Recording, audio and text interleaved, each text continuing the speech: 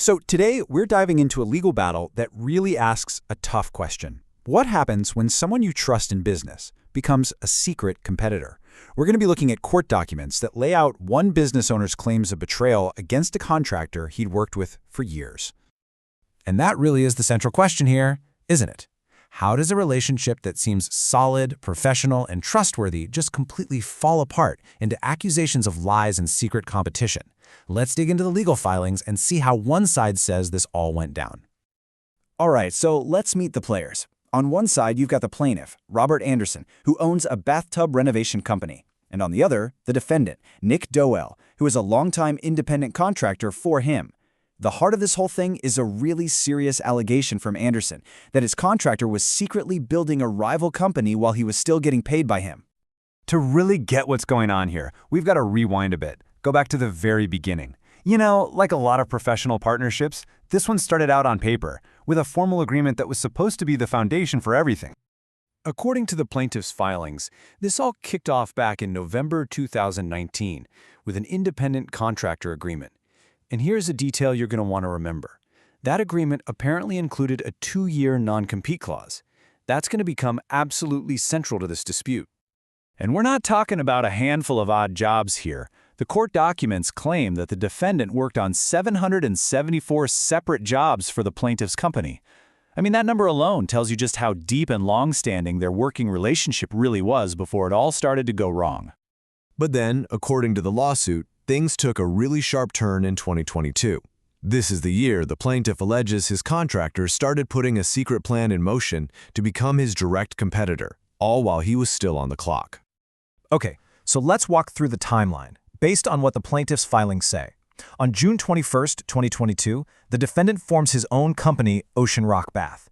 Now, the defendant says he wanted to split around July. But, and this is a big but for the plaintiff, in September, the defendant is at a family Labor Day party, and he doesn't officially stop taking jobs until February of 2023. You see that overlap? That's the whole crux of the case. So, how do you even begin to prove something like that?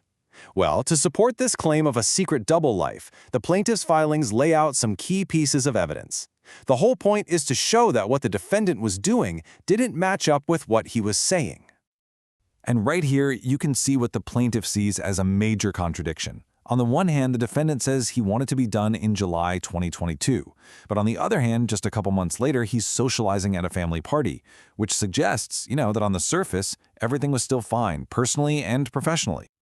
The allegations then get really specific, especially when it comes to customer leads. The plaintiff claims that while the defendant was working home shows for his company, he was actually taking those leads for his own new business. We're talking 41 leads from one show in October 2022 and another 33 from a show in January 2023. And then there's this. This is a text message that the lawsuit says the defendant sent right after they finally officially parted ways in late February 2023. It just says, quote, "Thanks you for all I have done for him."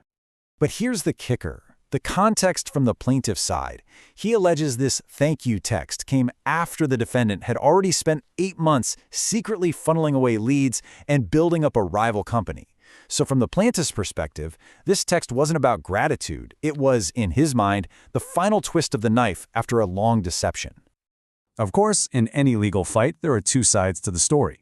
And in response to the defendant's sworn statement, the plaintiff filed a point-by-point rebuttal, basically going after his version of events and accusing him of material misrepresentations.